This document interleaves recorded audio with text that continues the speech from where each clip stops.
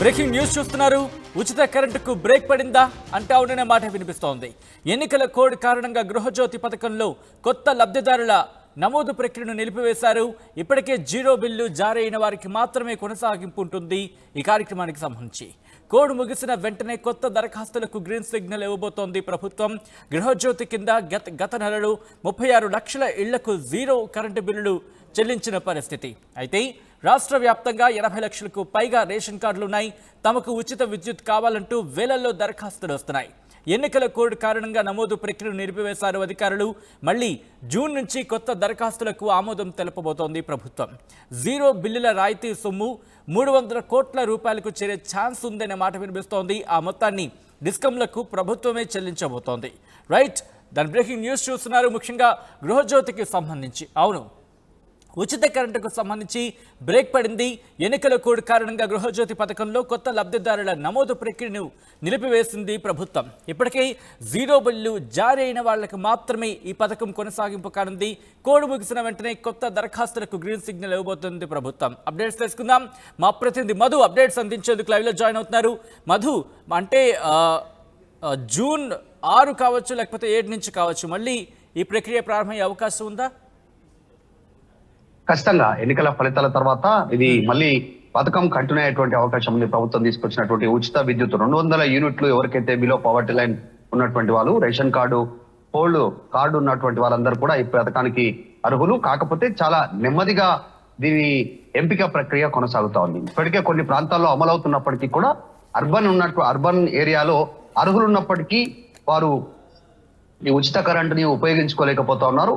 వారి విషయంలో కావచ్చు, తర్వాత కొన్ని గ్రామాల్లో, మండలాల్లో, జిల్లా స్థాయిలో ఇంకా ఈ పూర్తి స్థాయిలో అమల్లో లేదు. ఇప్పటికే అమల్లో ఉన్నటువంటి వరకునే ఎన్నికల కోడ్ వచ్చిన కంటే బిఫోర్ ఎవరైతే దీనికి అర్హులుగా ఉన్నారో, అంటే అందులో నమోదై ఉన్నారో ఉచిత కరెంటుకు సంబంధించినటువంటి దాంట్లో వాళ్ళందరికీ యాజ్ ఇట్ ఇస్ గా స్కీమ్ ఇంప్లిమెంటేషన్ అవుతుంది. కానీ ఇప్పుడు కొత్తగా నమోదు చేసుకోవాలనుకుంటున్నటువంటి వారు మాత్రం దీంట్లో అర్హులుగా లేదు. ఎందుకంటే ఎన్నికల కోడ్ ఉంది కాబట్టి ఎలక్షన్ రిజల్ట్ తర్వాత మాత్రం యథావిధిగా ఈ పథకం కొనసాగేటువంటి అవకాశం ఉంది. ప్రస్తుతానికి మాత్రం పాతగా సంబంధించినటువంటి ఎవరైతే అర్హులు ఉన్నారో వారు మాత్రమే ఉన్నారు.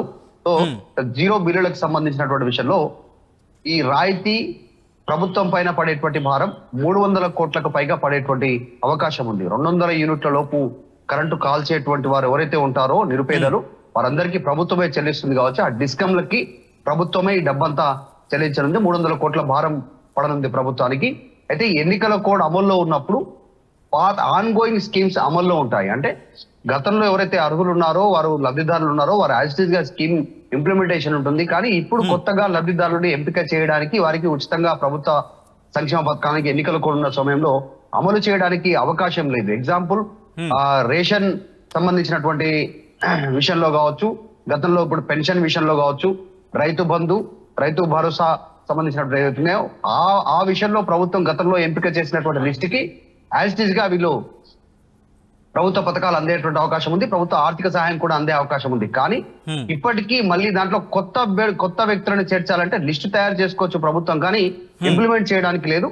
అందులో భాగంగానే ఈ ఉచిత కరెంటు విషయంలో కూడా 200 యూనిట్ల ఉచిత కరెంట్ ఇస్తామని ప్రభుత్వం అయితే చెప్పిందో ఆ విషయంలో సో పాత వాళ్ళు తప్పించి కొత్త వాళ్ళను ఇప్పుడు ఇంక్లూడ్ చేయడానికి ఎన్నికలు కూడా అడ్డుకుంటుంది. కాబట్టి ఎన్నికల ఫలితాల తర్వాత ఇది అమలయ్యే అవకాశం ఉంది. అంటే ఇటువంటి పరిస్థితుల్లో సాధారణంగా మధు, చాలా మందికి వచ్చే అనుమానం ఏంటంటే మళ్ళీ దరఖాస్తు ప్రక్రియ అనగానే ఆల్రెడీ లబ్ధి పొందుతున్న వాళ్ళు కూడా దరఖాస్తు చేసుకోవాలనే అంశానికి సంబంధించి వచ్చే మొదటి డౌట్ ఒక రకంగా చెప్పాలంటే. దాంతోపాటు మరి ఇప్పుడు కొత్తగా అంటే జూన్ తర్వాత దరఖాస్తు చేసుకోవాలంటే కొత్త లబ్ధిదారులు ఈ ప్రక్రియలో ఏమైనా మార్పు ఉండొచ్చు అనే అంశానికి సంబంధించి డౌట్ వినిపిస్తూ ఉంటాయి. వీటికి సంబంధించి ఎటువంటి అంటే దీనికి సంబంధించి ఏం చెప్తోంది ప్రభుత్వం?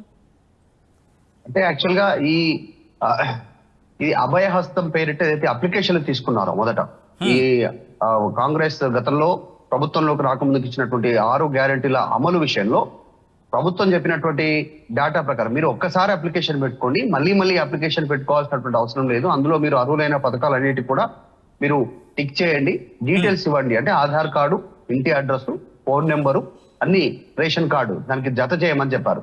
సో జత చేస్తే మీరు ఏ స్కీమ్స్ కి ఎలిజిబుల్ ఉన్నారనేటువంటిది ప్రభుత్వానికి తెలిసిపోతుంది.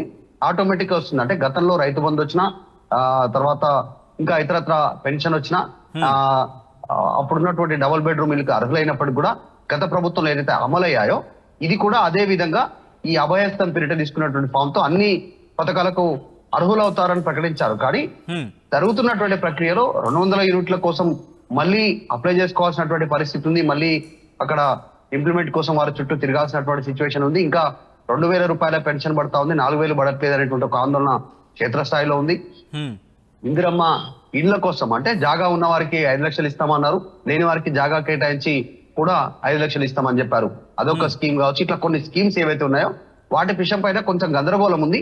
సో ఈ 200 యూనిట్ల విషయంలో కూడా మళ్ళీ రేపు ఎన్నికల కోడ్ అమలైన తర్వాత ఎన్నికల కోడ్ ముగిసే సమయానికి అంటే ఎన్నికల ఫలితాలు రావాలి, ఎన్నికలు జరగాలి, ఎన్నికల ఫలితాలు జరగాలి. అప్పటి వరకు దాదాపు ఎండలన్నీ కూడా తగ్గిపోయే అవకాశం ఉంది. ఇప్పుడు ఈ విద్యుత్ వినియోగం ఎక్కువగా ఉంది నగరంలో గాని, గ్రామాల్లో గాని, క్షేత్రస్థాయిలో గాని. ఈ ఎన్నికలు అయిపోయేసరికి దాదాపు ఎండాకాలం ముగిసిన తర్వాత ప్రభుత్వం ఇస్తే ఏం ఉపయోగం అనేటువంటి కోసం మిడిల్ క్లాస్ లో గాని ఈ పథకానికి ఎవరైతే అర్హులు ఉన్నారో ఆ అర్హులు కాస్త ఆందోళన చెందుతా ఉన్నారు. ఆ విషయంలో కాస్త డిలే అయింది అనేటువంటిది ఇప్పటికీ కొద్ది మందిని ఎంపిక చేసినప్పటికీ ఇంకా ఎంతమంది ఉండొచ్చు అనేది ప్రభుత్వం భావిస్తోంది. ఇంకా ఎంతమంది లబ్ధిదారులు ఉండొచ్చు, ముఖ్యంగా దీనికి సంబంధించి ఎప్పట్లోగా పూర్తి స్థాయిలో క్లారిటీ రావచ్చని చెప్పి ప్రభుత్వం భావిస్తోంది. మధు, ఎగ్జాక్ట్లీ గత ప్రభుత్వంలోనే ఇప్పుడు ఏ ప్రభుత్వ పథకానికనే కూడా బీపీఎల్ కార్డ్ అనేటువంటిది అది క్రైటీరియా అర్హత కాబట్టి గత ప్రభుత్వంలోనే 90 లక్షల వరకు దాదాపు ఈ రేషన్ కార్డులు ఉన్నాయి, తెల్ల రేషన్ కార్డులు. సో ఆ తెల్ల రేషన్ కార్డుకి సంబంధించినటువంటి అర్హులంతా మేము కూడా అర్హులమే, మేము ఎదురు చూస్తున్నాం అన్నారు. అందులో ఉన్నటువంటి వారు ఇతర ప్రాంతాలకు కొద్ది షిఫ్ట్ అయినటువంటి వాళ్ళు, మైగ్రేట్ అయినటువంటి వాళ్ళు, వేరే ప్రాంతాల్లో రెంట్కుంటున్నటువంటి వాళ్ళు కొంత మినహాయిస్తే టెక్నికల్ ప్రాబ్లమ్స్ ఉంటాయి కాబట్టి మిగతా చాలా మంది అర్హులు ఉన్నారు. అర్హుల్ని సరైనటువంటి పద్ధతిలో గుర్తించలేకపోయారు, వారికి అందట్లేదు అనేటువంటిది. ఆ విషయం పైన కాస్త లబ్ధిదారులు ఆందోళనగా ఉన్నట్టుగా తెలుస్తా ఉంది. కానీ ప్రభుత్వం మాత్రం ఇప్పుడు మేము అధికారంలో ఉన్నప్పటికీ కూడా మాకు ఏం చేయడానికి లేదు, ఎందుకంటే మేము అధికారంలో లేనట్టే కేంద్ర ఎన్నికల సంఘమే పూర్తి స్థాయిలో వారి ఆధీనంలో ఉంటుంది కాబట్టి మేము కొత్తగా ఇంప్లిమెంట్ చేయడానికి లేదనేటువంటిది వాళ్ళు చెప్తున్నారు. స్వయంగా రేవంత్ రెడ్డి చెప్తా ఉన్నారు. సో ఈ నేపథ్యంలోనే కదా క్షేత్రస్థాయిలో ఉన్నటువంటి లబ్ధిదారులు ఆందోళన చెందుతా ఉన్నారు, మాకు ఉచిత కరెంటు ఎప్పటి నుంచి అందుబాటులోకి వస్తుంది అనేటువంటి విషయం పైన. సో ప్రస్తుతానికి క్లారిటీ ఎన్నికల ఫలితాలు వచ్చేంత వరకు, ఎన్నికలు ముగిసి ఎన్నికల ఫలితాలు వచ్చేంత వరకు కొత్త లబ్ధిదారుల్ని ప్రభుత్వం ఇమీడియట్లీ వారికి ఈ లబ్ధి చేకూరడానికి అవకాశం లేదు. ఉచిత కరెంటు లిస్టు తయారైనప్పటికీ కూడా వాళ్ళు ఎన్నికల తర్వాతనే వీరు ఈ ఉచిత కరెంటు 200 యూనిట్ల ఉచిత కరెంట్ ఏదైతే ఉందో ప్రభుత్వం ఇచ్చినటువంటి హామీ ప్రకారం అది అమలయ్యే అవకాశం ఉంది. Right Madhu, thanks for the update. So మొత్తంగా అయితే మాత్రం ఉచిత కరెంటుకు బ్రేక్ పడింది. ఎన్నికల కోడ్ కారణంగా గృహజ్యోతి పథకంలో కొత్త లబ్ధిదారుల నమోదు ప్రక్రియను నిలిపివేసింది ప్రభుత్వం. ఇప్పటికే జీరో బిల్లు జారీ అయిన వారిని కొనసాగించబోతోంది. కోడ్ ముగిసిన వెంటనే కొత్త దరఖాస్తులకు గ్రీన్ సిగ్నల్ ఇవ్వబోతోంది ప్రభుత్వం. గృహజ్యోతి పథకం కింద నెలలో 36 లక్షల ఇళ్లకు జీరో కరెంటు బిల్లులు చెల్లిస్తోంది ప్రభుత్వం. రాష్ట్ర వ్యాప్తంగా 80 లక్షలకు పైగా రేషన్ కార్డులు ఉన్నట్టుగా గుర్తించడం జరిగింది. తమకు ఉచిత విద్యుత్ కావాలంటూ వేలల్లో దరఖాస్తులు వచ్చాయి ప్రభుత్వానికి. ఎన్నికల కోడ్ కారణంగా నమోదు ప్రక్రియను నిలిపివేసింది. మళ్ళీ జూన్ నుంచి కొత్త దరఖాస్తులకు ఆమోదం తెలపబోతోంది ప్రభుత్వం. జీరో బిల్లుల రాయితీ సొమ్ము 300 కోట్లకు చేరే అవకాశం ఉందని మాట వినిపిస్తోంది. ఆ మొత్తాన్ని డిస్కంలకు చెల్లించబోతోంది ప్రభుత్వం.